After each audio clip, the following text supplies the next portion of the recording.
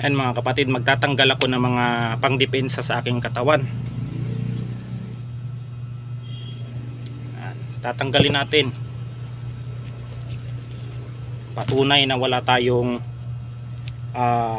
gamit na tangan o mga mutya na dapat nating ipakita sa tao. Yan, wala akong wala akong hawak na mga pangdepensa. Yan, para ipakita sa inyo na yung kabal sa katawan ko, ikaw ay talagang sanay ubatikan si spiritual, ay lalangkap yan sa katawan ninyo. Ayan, tignan ninyo mga kapatid. Ayan, yan po ay patunay na ang kabal natin sa katawan ay tested. Yan.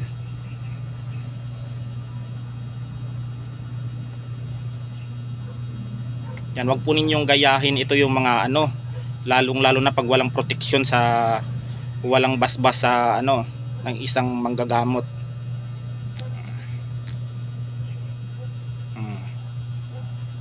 Tignan niyo yung tulis niyan, parang blade.